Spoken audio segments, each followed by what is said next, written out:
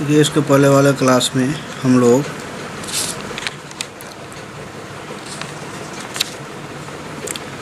अभिक्रिया की कोट और आणविकता के बारे में पढ़ चुके हैं। अब हमारे सिलेबस में सिर्फ दो प्रकार की अभिक्रिया को पढ़ना है और उसके लिए समाकलित वेग समीकरण निकालना है। केवल दो तरह की अभिक्रियाएं हमको पढ़ना है, शून्य कोटि की अभिक्रिया और प्रथम कोटि की अभिक्रिया। तो अगली हेडिंग होगी हमारी समाकलित वेग समीकरण, इंटीग्रेटेड रेट इक्वेशन। वह गणितीय समीकरण जो अभिक्रिया के वेग तथा अभिकारक की मोलर सांद्रता के मध्य संबंध व्यक्त करती है।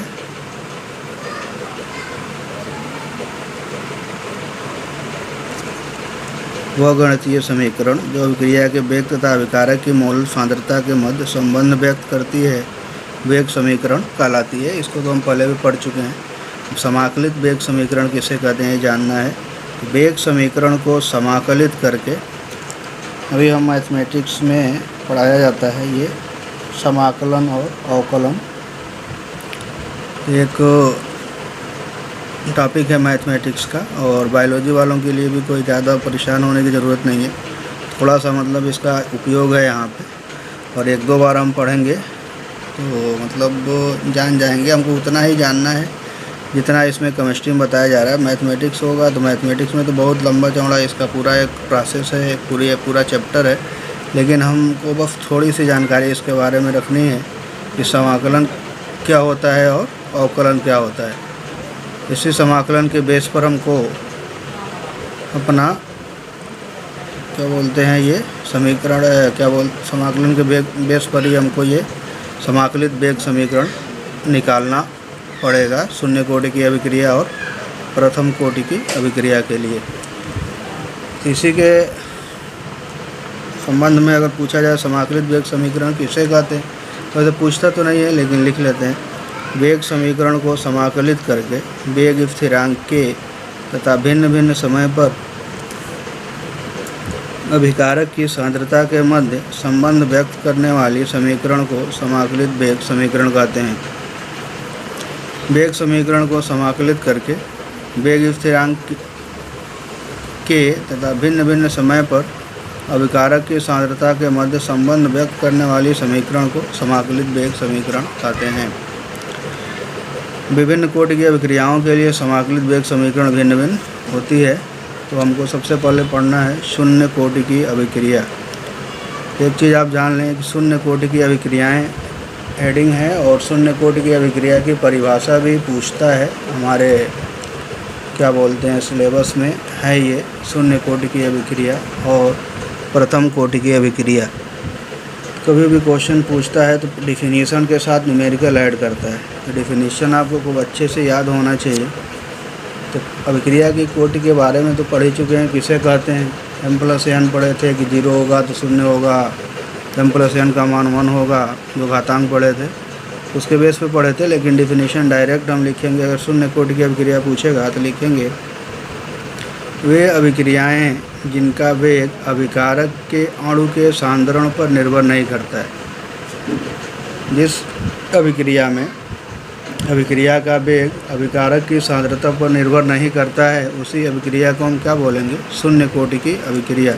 या बोल सकते हैं वे अभिक्रियाएं जिनका वेग अभिकारक के अणु के सांद्रण पर निर्भर नहीं करता है या अभिकारक अणुओं की सांद्रता की शून्य घात के समानुपाती होता है। सांद्रता की घात शून्य का मतलब 1 होगा, सांद्रता खत्म। तो ये दोनों मतलब कुछ भी लिख सकते हो। वे अभिक्रियाएं जिनका वेग अभिकारक के अणु के सांद्रण पर निर्भर नहीं करता है या अभिकारक अणुओं की सांद्रता की शून्य घात के समानुपाती होता है, शून्य कोटि की अभिक्रियाएं कहलाती हैं। यह डिफिनीशन परिभाषा एक बार, दो बार, तीन बार पढ़ के याद कर लीजिएगा। वे अभिक्रियाएं जिनका वेग अभिकारक के अणु के सांद्रण पर निर्भर नहीं करता है, मतलब अभिकारक अणुओं की सांद्रता पर निर्भर नहीं करता है या अभिकारक अणुओं की सांद्रता के शून्य घात के समानुपाती होता है, शून्य कोटि की अभिक्रियाएं कहलाती हैं। माना एक शून्य कोटि की अभिक्रिया निम्न प्रकार है। इक्वल टू बी प्लस सी। ये क्या है? अभिकारक है। देखिएगा ध्यान से।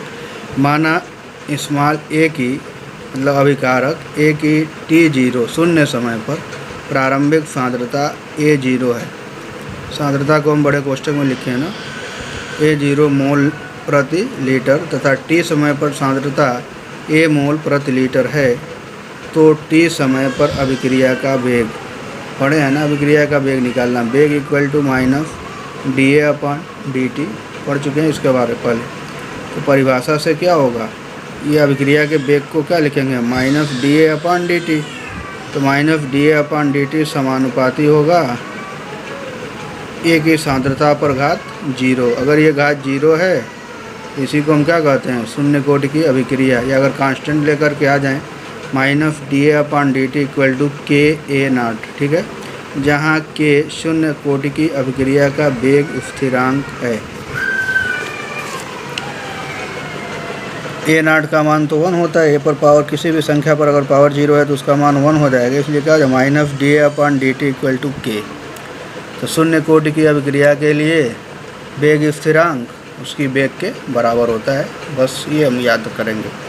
शून्य कोटि की अभिक्रिया के वेग स्थिरांक का मान एवं मात्रक, मान जब बराबर है तो मात्रक भी हो जाएगा, उसके वेग के बराबर होता है। K का मात्रक क्या हो जाएगा? मोल लीटर इनवर्स सेकंड इनवर्स। शून्य कोटि की अभिक्रिया के लिए वेग स्थिरांक का मात्रक मोल लीटर इनवर्स सेकंड इनवर्स होता है। यदि अभिक्रिया के वेग और समय के मध्य ग्राफ खींचें तो x अक्ष के समानांतर एक सीधी रेखा प्राप्त होती है। इससे सिद्ध होता है कि अभिक्रिया का वेग स्थिर है। कहने का मतलब यह है कि माइनस डी अभिक्रिया का वेग इक्वल टू कांस्टेंट। अभिक्रिया का वेग कभी मतलब ना ही बढ़ रहा है और ना ही घट रहा है, कांस्टेंट है। कांस्टेंट के लिए जब हम ग्राफ खींचेंगे समय के साथ अभिक्रिया के वेग के बीच में, हमको एक ये सीधी लाइन प्राप्त होगी। और इस लाइन डिनोट करती है कि हमेशा देखिए एक्स अक्ष से इसकी दूरी क्या है? हमेशा बराबर है। इसलिए हम कह सकते हैं ना इस समीकरण से और इस समीकरण से और इस ग्राफ को देख के हम कह सकते हैं कि जो अभिक्रिया का वेग होता है हमेशा क्या होता है? कांस्टेंट होता है। किसके लिए? शून्य कोटि की अभिक्रिया के लिए अभिक्रिया का वेग कांस्टेंट है। ये ग्राफ बना करके जनरल क्वेश्चन ऐसा भी बन सकता है, ये ग्राफ दे देगा और पूछेगा कि ये ग्राफ किस प्रकार की अभिक्रिया को प्रदर्शित करता है। तो ये ग्राफ शून्य कोटि की अभिक्रिया को प्रदर्शित करता है। ध्यान रखिएगा, समय अभिक्रिया का वेग, अभिक्रिया के वेग को y अक्ष पर दिखाएंगे, समय को x अक्ष पर दिखाएंगे। तो समय के साथ वेग में कोई परिवर्तन नहीं हो रहा है। तो शून्य कोटि की अभिक्रिया के लिए ग्राफ हमको एक सरल रेखा प्राप्त होती है जो x अक्ष के समानांतर होती है, सरल समांतर रेखा प्राप्त होती है। ठीक है, तो ग्राफ से भी क्वेश्चन बनता है। तो देख लीजिएगा ध्यान से, ग्राफ बना के दे देगा, पूछेगा किस प्रकार की अभिक्रिया है, और ये इन दोनों पर ध्यान दीजिए। अभिक्रिया का वेग और समय के बीच ग्राफ होगा तो ऐसा ही ग्राफ हमको प्राप्त होगा। शून्य कोटि की अभिक्रिया के लिए समाकलित वेग समीकरण, ये आपको आना चाहिए। पूछता है डायरेक्ट, शून्य कोटि की अभिक्रिया के लिए समाकलित वेग समीकरण परिकलित कीजिए, ऐसे ही लिख देगा। तो इसको हम लिखने के लिए करना कुछ नहीं है, सब बहुत ही ईजी है, थोड़ा सा ध्यान देंगे। माना कोई अभिक्रिया निम्न प्रकार से R2P, R reactant P product. तो शून्य कोटि की अभिक्रिया के लिए अभी पढ़े हैं माइनस dR/dt माइनस अभिकारक की सांद्रता बता dt इक्वल टू K। वहाँ A था तो A लिखे थे, यहाँ R है तो R लिखेंगे। Minus dR/dt equal to K, या इसको अगर हम ऐसे मल्टीप्लाई कर दें क्रॉस, तो minus dR equal to K dt। ठीक है, समीकरण 1 को शून्य कोटि की अभिक्रिया का अवकल वेग समीकरण भी कहते हैं। ठीक है, समीकरण 1 को समाकलित करने पर ध्यान से देखिएगा, ये समाकलन का जो सिंबल होता है ना, यही होता है। ये इंटीग्रल ऑफ लिख दिया जाए dx, इसका मान होता है x। Integral of dx equal to x, ये फार्मूला होता है। Integral of dx equal to x। ठीक है, ये याद कर लीजिएगा। Integral of dx, integral of अगर मान लीजिए मैं dm लिख दिया मान क्या हो जाएगा m। ठीक है, बस इतना ध्यान रखिए। यहाँ पे अभी उसमें जाएंगे प्रथम में तो थोड़ा सा और एक और फार्मूला पढ़ेंगे, इसके लिए बस इतना ही काफ़ी है। समीकरण 1 को समाकलित करने पर minus integral of D R equal to constant की इंटीग्रेशन नहीं करते हैं, कांस्टेंट को हमने बाहर कर दिया, integral of D T minus D R equal to K integration of D T.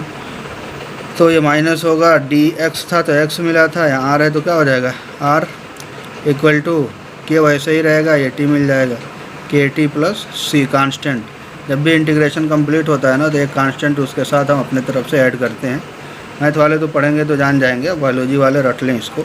Minus R equal to K T plus सी, सी एक कांस्टेंट है, सी को क्या बोलते हैं समाकलन स्थिरांक कहते हैं।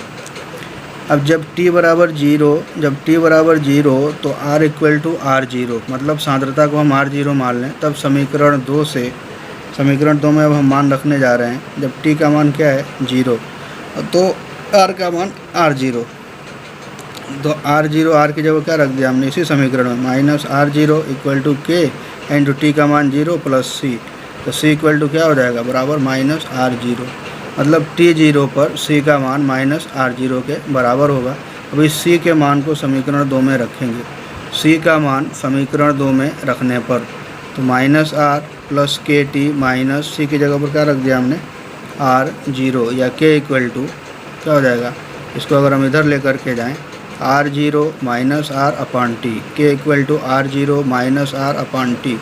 इसी समीकरण को क्या बोलेंगे, जहाँ r0 क्या है शून्य समय यानी t बराबर 0 पर अभिकारक का सांद्रण है तथा r t समय बाद अभिकारक का सांद्रण है।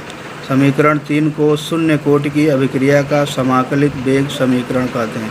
ये समीकरण तो यहाँ प्रूफ हो गया, यही निकालना था हमको। ठीक है, तो एक बार एकदम ध्यान से देख लीजिएगा, करना कुछ नहीं है, एक बार और रिपीट करते हैं इसको। माना कोई समीकरण R2P, तो शून्य कोटि की अभिक्रिया के लिए minus D R upon D T, मतलब वेग इक्वल टू कांस्टेंट होता है, मल्टीप्लाई करेंगे cross minus D R equal to K D T. ठीक है, समीकरण 1 को शून्य कोटि की अभिक्रिया का अवकल वेग समीकरण भी कहते हैं और वेग नियम भी कहते हैं। अब क्या करेंगे, समीकरण 1 को समाकलित करेंगे, तो समाकलित में माइनस चिन्ह को कांस्टेंट हटा करके integral of D R equal to K into integral of D T, और हमको फार्मूला याद होना चाहिए, integral of D X equal to X होता है, integral of D R equal to क्या हो जाएगा minus R equal to K integral of D T की जगह पर टी, और जब ये कंप्लीट होता है तो रिएक्शन में ये कांस्टेंट हम ऐड करते हैं, इसी को हम समाकलन स्थिरांक कहते हैं। अब सी का मान हमको निकालना पड़ेगा t बराबर 0 पर, जब t बराबर 0 रखेंगे तो r की जगह पर r0 रख के इसी समीकरण 2 से c का मान कैलकुलेट करेंगे, तो minus r0 equal to K into T का मान 0 है तो 0 प्लस सी, ये 0 हो जाएगा, तो c बराबर क्या हो जाएगा माइनस r। अब इसे c equal to minus r को समीकरण 2 में रख देंगे, तो c का मान समीकरण 2 में रखने पर minus r equal to K T minus r0, तो k equal to r0 minus r upon T.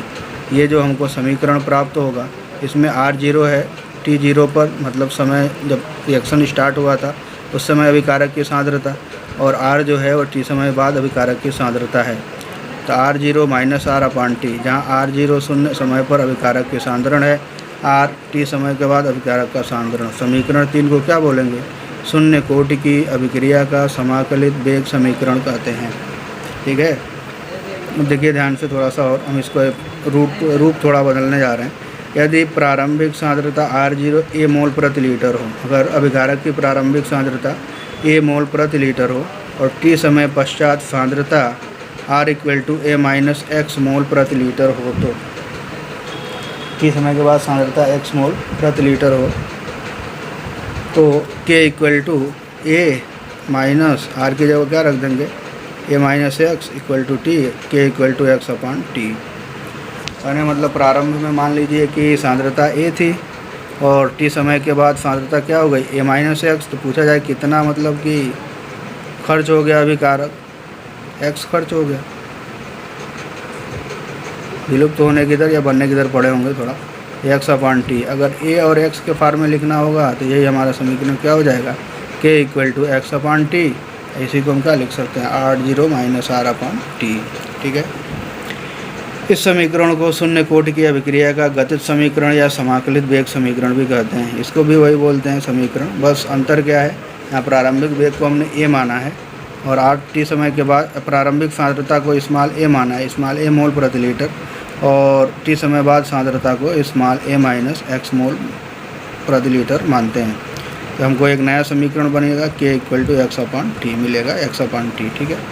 यदि x तथा t के मध्य एक ग्राफ खींचें तो मूल बिंदु से गुजरती हुई एक सरल रेखा प्राप्त होती है। इसका ढाल k के बराबर होता है। देखिए अब थोड़ा सा मान लो यहीं पे थोड़ा समझा दे रहे हैं। x/t = k कांस्टेंट है, तो हम इसको ऐसे भी लिख सकते हैं ना, x = k × t, और लिख सकते हैं कि नहीं लिख सकते हैं। और एक फार्मूला हम पढ़े हैं y = mx,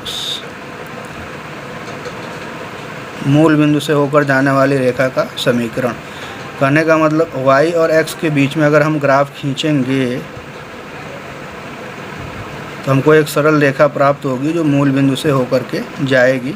y की जगह हमने क्या रखा है, x मोल प्रति लीटर सांद्रता, और t क्या है, समय, m क्या है, प्रवणता बोलते हैं ना, ढाल tan थीटा, m का मतलब ढाल, तो m की जगह पर क्या है, k।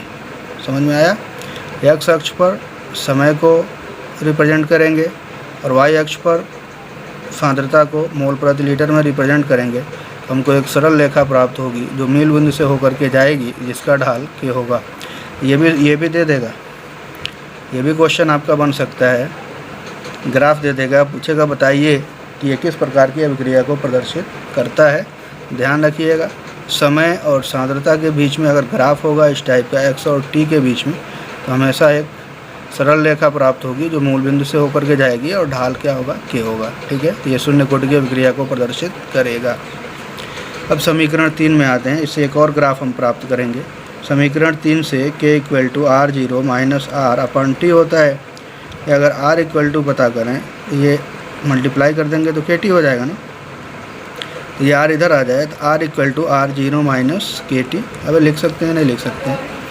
यदि समय t को हमेशा x अक्ष पर और t समय पर अभिकारक की सांद्रता r, t समय के बाद अभिकारक की सांद्रता कितनी है, r, y अक्ष के मध्य ग्राफ खींचे तो एक सीधी रेखा प्राप्त होती है। इस रेखा का ढाल -k के बराबर होता है तथा अंतःखंड r0 के बराबर होता है। अब ये कैसे होता है देखते हैं। अंतःखंड रूपी रेखा का समीकरण आप लोग पढ़े होंगे, y = mx + c। इसी से हम मतलब इसमें क्या है, m क्या है, प्रवणता है या ढाल है, c क्या है, अंतःखंड की लंबाई। y और x के बीच में हमने ग्राफ प्लॉट किया है। इस समीकरण को इसी फॉर्म में लिखने की कोशिश करते हैं। वैसे लिख सकते हैं ना, r = mx, 2 वाला उठाते हैं, -kx + r0। ठीक है, ग्राफ हमने किसके किसके बीच में खींचा है,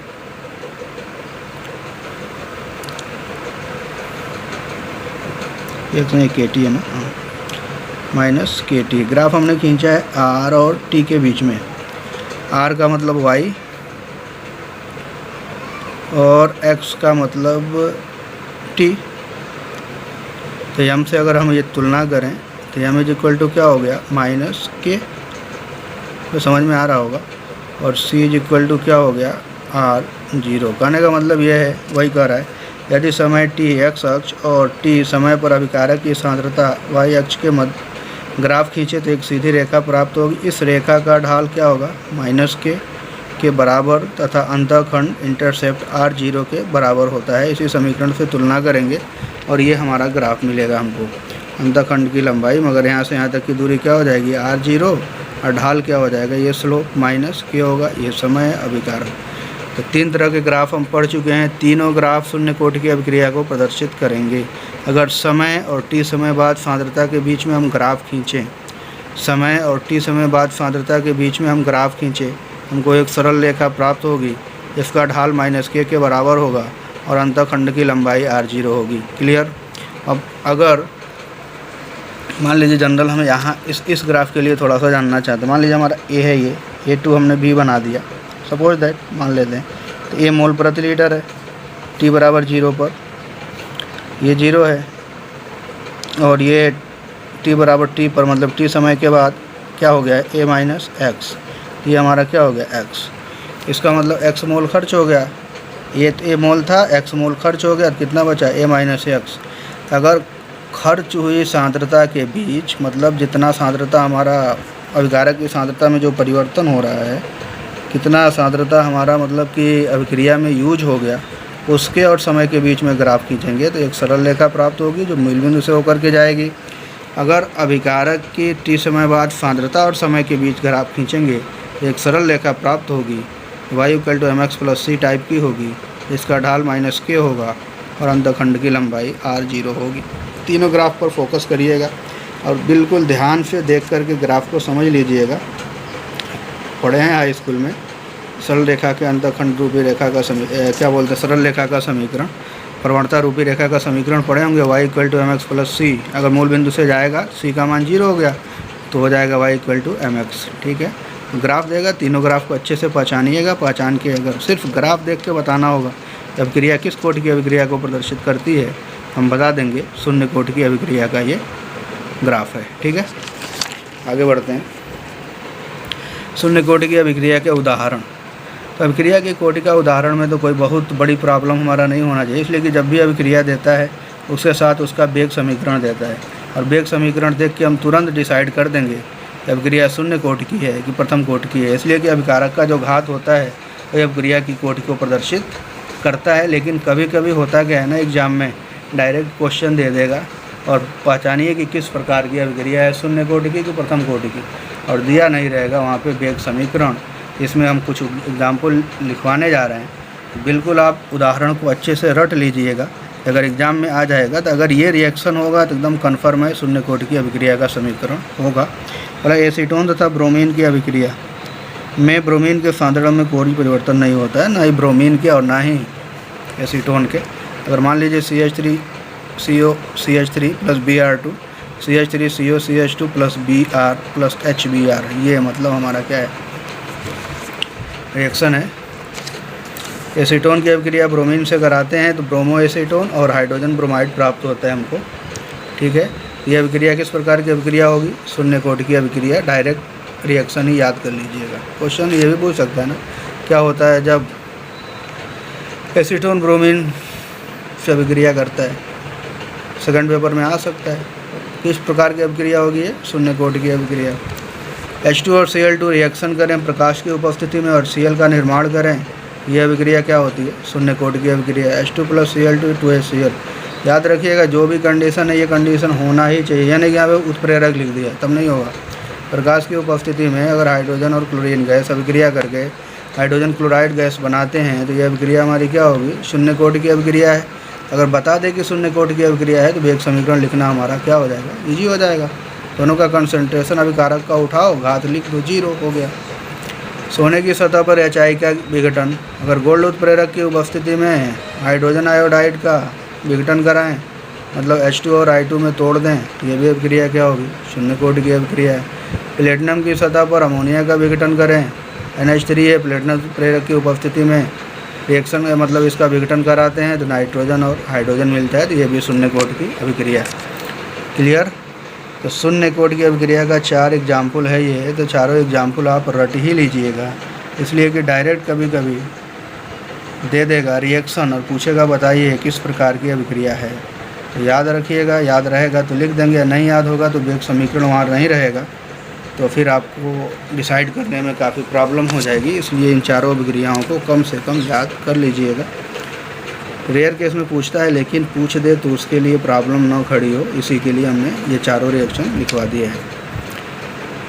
अगली हेडिंग है, बहुत ही इम्पॉर्टेंट है, संबंध पूछता है और बहुत ही इम्पॉर्टेंट है, तो बिल्कुल ध्यान से समझिएगा। शून्य कोटि की अभिक्रिया के अर्ध आयुकाल और अभिकारक की प्रारंभिक सांद्रता में संबंध। इसमें एक लाइन है अर्ध आयुकाल, इसकी डिफिनीशन हम यहाँ नहीं लिखवाएंगे।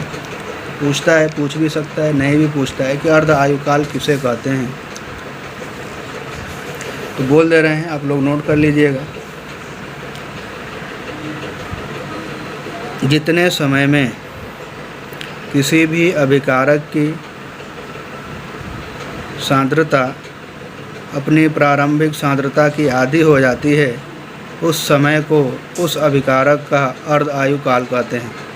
एक बार और, जितने समय में किसी अभिकारक की सांद्रता अपनी प्रारंभिक सांद्रता की आधी हो जाती है, उस समय को उस अभिकारक का अर्ध आयुकाल कहते हैं। कहने का मतलब अगर कोई अभिकारक है 100 मोल प्रति लीटर, ठीक है, और 50 मिनट के बाद उसकी सांद्रता हो गई 50 मोल प्रति लीटर, तो पूछा जाएगा कि अभिकारक का अर्ध आयुकाल कितना है, तो 50 मिनट होगा, ठीक है।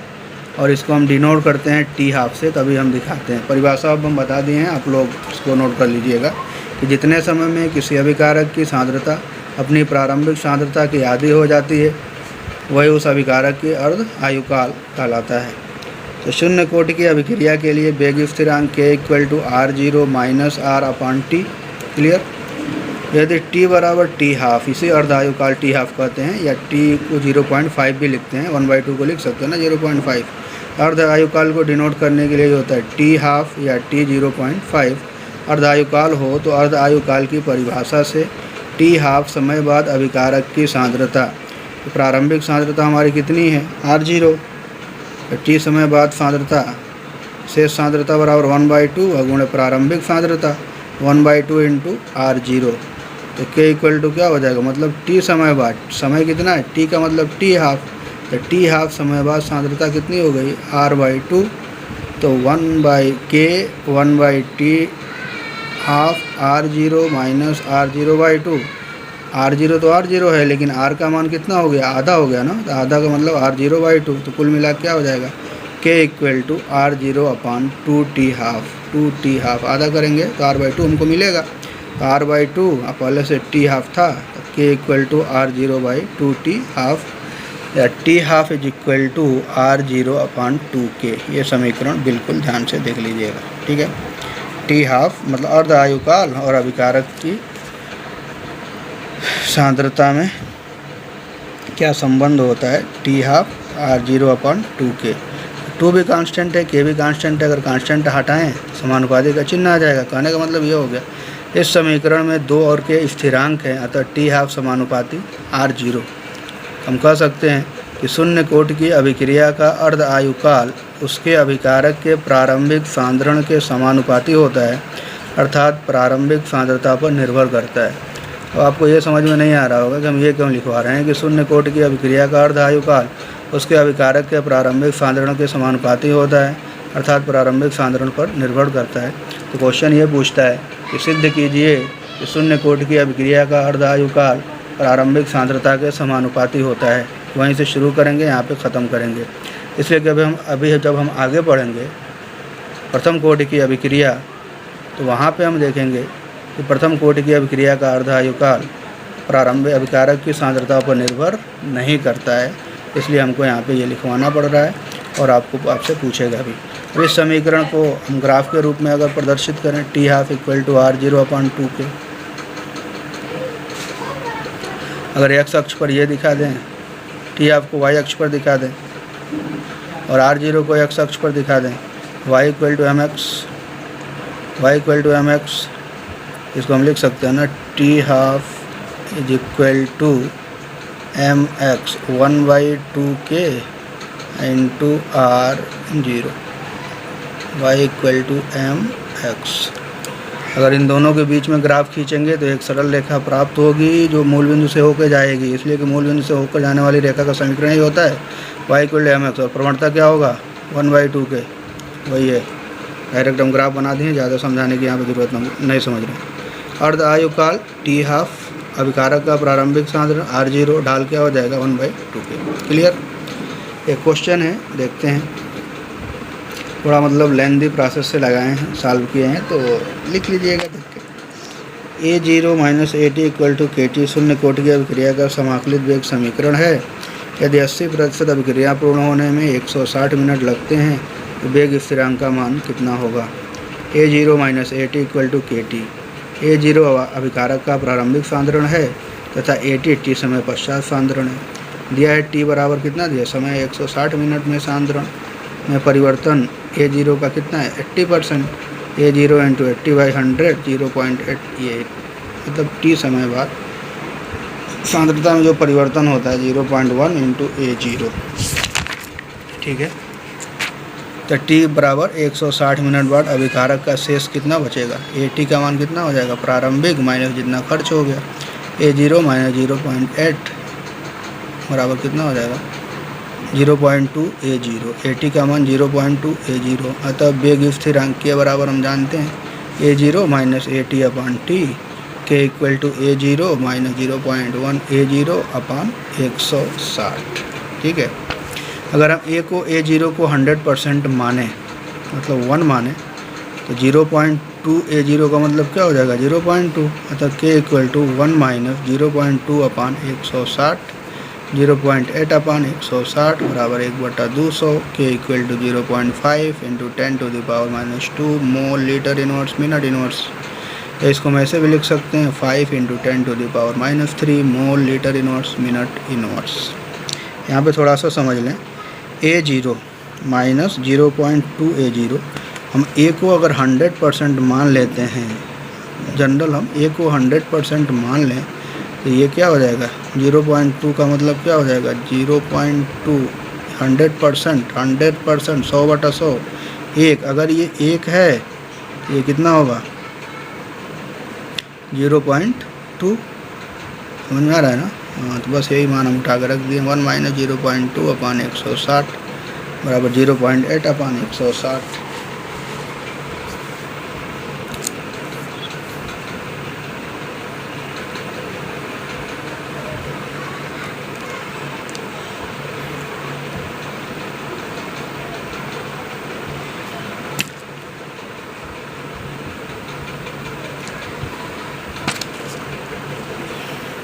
ठीक है।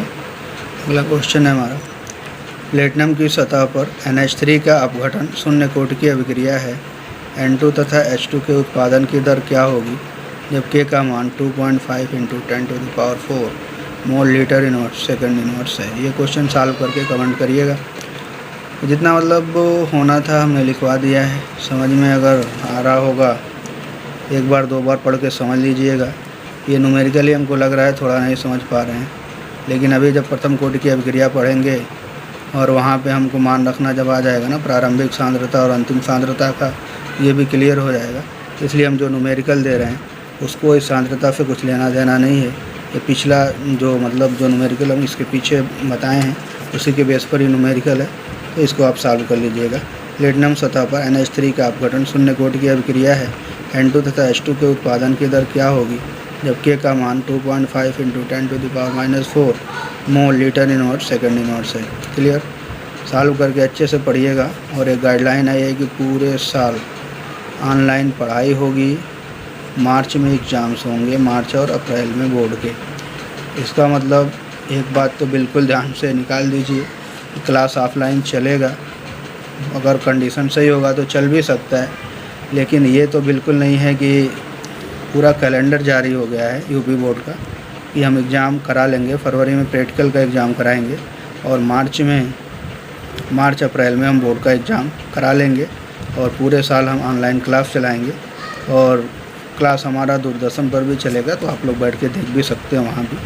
और इसलिए अब हमारे पास कोई ऑप्शन नहीं बचा है, हर हाल में पूरा वीडियो देख के समझना पढ़ना पड़ेगा, वरना नहीं पढ़ेंगे तो टाइम तो आपका गया। ठीक है, थैंक यू।